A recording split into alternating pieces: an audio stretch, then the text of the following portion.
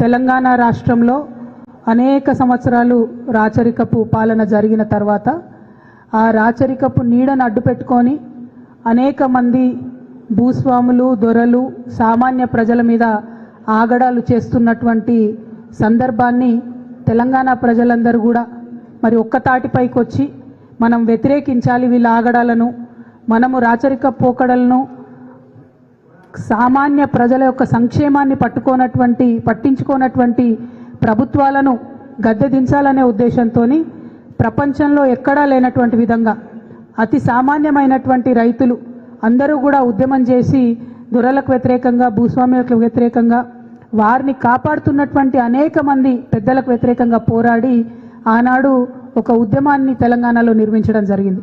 1942లో ప్రారంభమైన సాయుధ రైతాంగ పోరాటం అనేటటువంటిది ప్రపంచ చరిత్రలో ఇప్పటికీ కూడా రష్యన్ యూనివర్సిటీలలో, ఫ్రాన్స్ యూనివర్సిటీలలో, అనేక యూనివర్సిటీలలో పాఠాలుగా చెప్పుకుంటారు.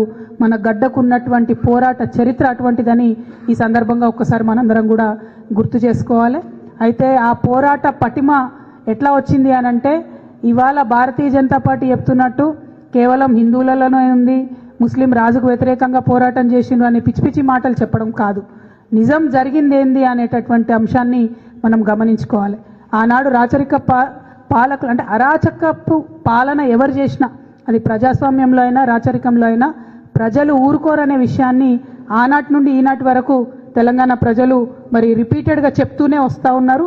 అందులో ప్రత్యేకించి మనం ఎగ్జాంపుల్ చెప్పుకుంటే మగ్దూమ్ మొహియుద్దీన్ గారు కావచ్చు, షోయబుల్లా ఖాన్ గారు కావచ్చు, వారంతా కూడా ఆనాడు పోరాటం చేసిండ్రు. మరి ఆ విషయాలన్నింటినీ కూడా ఇవాళ కాంగ్రెస్ ప్రభుత్వం విస్మరిస్తుంది, భారతీయ జనతా పార్టీ విస్మరిస్తుంది. కేవలం హిందూ ముస్లిం కొట్లాటగా ఆనాటి ఆ పోరాటాన్ని చూపించే ప్రయత్నం చేస్తున్నారు. ఇది మనందరం కూడా వ్యతిరేకించాలి. అది హిందూ ముస్లిం పోరాటం కాదు, అరాచకపు పాలనకు, దొరల భూస్వాముల యొక్క ఆగడాలకు, సామాన్య ప్రజల పోరాటానికి మధ్యలో జరిగినటువంటి సంఘటన ఒక విప్లవం తప్పితే అది మతతత్వ ఘర్షణ కాదన్న విషయాన్ని మనం గమనించుకోవాలి. ఇంకా దారుణం ఏంటంటే కేంద్రంలో అధికారంలో ఉన్నటువంటి బీజేపీ అఫీషియల్గా ఒక రాష్ట్రంలోకి వచ్చి ఫెడరల్ స్ఫూర్తికి వ్యతిరేకంగా ఆ రాష్ట్ర చరిత్రను వక్రీకరించే విధంగా ఇక్కడికి వచ్చి తెలంగాణ విమోచన దినోత్సవం అని గత 3 సంవత్సరాలుగా మన తెలంగాణ ప్రజల మీద రుద్దేటటువంటి ప్రయత్నం చేస్తున్నారు. దాని మీద ఖచ్చితంగా మనం పోరాటం చేయాలి. ఆనాడు 2023లో కరెక్ట్ ఎలక్షన్ల ముందు సెప్టెంబర్లో వచ్చి ఈ సడన్ ప్రకటన చేసి వాళ్ళు తెలంగాణ విమోచన అనేటటువంటి ప్రయత్నం చేశారు. నేను ఇవాళ భారతీయ జనతా పార్టీని సూటిగా ప్రశ్నిస్తున్నా, మీరు ఇంకా ఎక్కడ రాష్ట్రాలలో ఇట్లాంటి కార్యక్రమాలు చేస్తున్నారు? ఎందుకు తెలంగాణలో రెచ్చగొట్టడానికి ఇట్లాంటి కార్యక్రమాలు చేస్తున్నారు?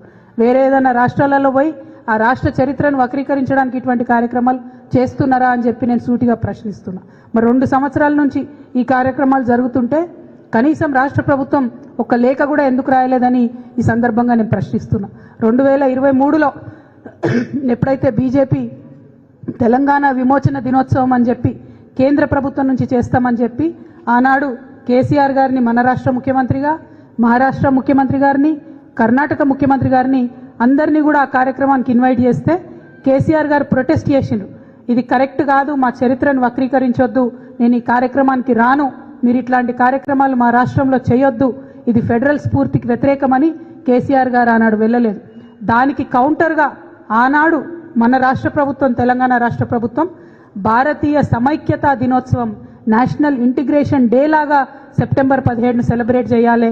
మన తెలంగాణ సంస్థానం హైదరాబాద్ స్టేట్ మొత్తం కూడా ఇండియన్ యూనియన్లో విలీనమవుతున్నటువంటి సందర్భాన్ని రాచరికం నుంచి ప్రజాస్వామ్యం వైపు, మొనార్కీ టు డెమోక్రసీ ట్రాన్సిషన్గా చూసినంత తప్పితే అది రిలీజియస్ ఫైట్ కాదు అనే విషయాన్ని అందరం కూడా గమనించుకోవాలి.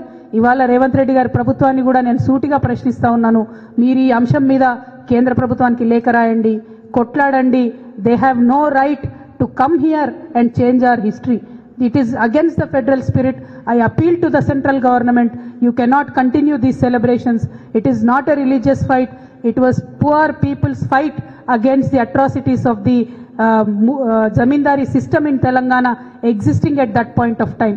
You should understand the history. Kindly do not distort the history of Telangana. ఈ అంశాన్ని మనం గుర్తుపెట్టుకొని తెలంగాణ అస్తిత్వ పరిరక్షణ కోసం పనిచేసేటటువంటి తెలంగాణ జాగృతి లాంటి సంస్థలు ఆ యొక్క వైఖరిని వ్యతిరేకించాలి. కాంగ్రెస్ పార్టీ పెద్ద శుద్ధపూసలాగా నిన్న మహేష్ కుమార్ గౌడ్ అని ఏమంటాడంటే మేమే కలిపినాం తెలంగాణ అని అంటాడు. మీరు కలపలేదు, మీకు అంత సీన్ లేదు. నిజాం ప్రభు ఒక నిర్ణయం తీసుకొని నేను విల్లింగ్లీ ఇండియన్ యూనియన్లో విలీనం అవుతా అని ఆయన 17 సెప్టెంబర్ ఆల్రెడీ ప్రకటన చేసిన తర్వాత కూడా వీళ్ళు ఆపరేషన్ పోలో అని మళ్ళా సైన్యాన్ని తీసుకొని వచ్చిండ్రు. అది కరెక్ట్ కాదు. సైన్యం అరాచకంలో అనేక మంది హిందువులు ముస్లింలు కూడా ఆనాడు చనిపోవడం జరిగింది. చాలా ప్రాంతాల్లో వెల్కమ్ చేసిండ్రు. అందుకే ఇవాళ కూడా మన తెలంగాణ అనేక పల్లెల్లో దండుబాట అని ఉంటాయి. మనందరికీ తెలుసు, ఊర్లలో ఇప్పటికి కూడా దండుబాట అంటారు. అంటే ఆనాడు ఇండియన్ సైన్యం తరలి వచ్చినటువంటి బాటను దండుబాటగా తెలంగాణ పల్లెల్లో ఇప్పటికి కూడా పిలుచుకుంటారు.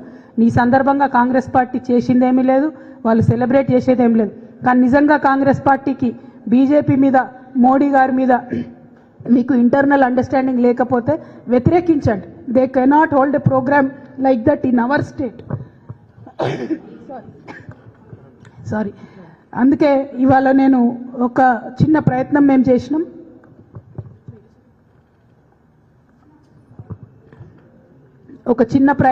చేసినాం. ఆనాడు అనేక మంది స్వాతంత్ర సమరం కోసం పోరాటం చేసినటువంటి యోధులలో ప్రత్యేకించి ఆనాటి ఉమ్మడి జనగామ సిద్దిపేట ప్రాంతం నుంచి ఉన్నటువంటి ఎంకే మొయినుద్దీన్ గారిని ఈరోజు ఇన్వైట్ చేయడం జరిగింది. వారికి 99 సంవత్సరాల వయసు. వారు ఆనాడు పెద్ద పెద్ద నాయకులతో కలిసి నిజాం ప్రభుత్వానికి వ్యతిరేకంగా, ప్రజలను అరాచకంగా గురి చేస్తున్నటువంటి దొరలకు వ్యతిరేకంగా, భూస్వాములకు వ్యతిరేకంగా పోరాటం చేసినటువంటి పోరాట యోధుడు. ఇంకా గర్వంగా నేను చెప్పేది ఏంటంటే, వారి పోరాటానికి ఆనాడు కేసీఆర్ గారి తండ్రి మా తాత రాఘవరావు గారు ప్రత్యక్షంగా వారికి సహకారం అందించినటువంటి విషయాన్ని కూడా వారు పదే పదే గుర్తు చేసుకోవడం జరుగుతూ ఉన్నది. అయితే ఇటువంటి పోరాట యోధుడిని ఈరోజు సెప్టెంబర్ 17 రోజు గౌరవించుకోవడం అనేది నా అదృష్టంగా, తెలంగాణ జాగృతి నాయకులు కార్యకర్తలందరి అదృష్టంగా కూడా నేను భావిస్తూ ఉన్నాను. వారి మాటల్లో, వారి నుంచి ఆనాటి పోరాటం ఎట్లాంటిదో వినేటటువంటి ప్రయత్నం చేద్దాం. మళ్ళీ ఒకసారి సెప్టెంబర్ 17 అంటే మనము భారతదేశంలో విలీనమైనటువంటి రోజు, దేశభక్తిని చాటుకునేటటువంటి రోజు. ఎట్ ద సేమ్ టైం మత సహనాన్ని, మన తెలంగాణలో ఉన్నటువంటి గంగా జమున తహజీబ్ని ముందుకు తీసుకెళ్లే రోజుగా సెలబ్రేట్ చేసుకోవాలని తెలంగాణ జాగృతి నాయకులకు, కార్యకర్తలకు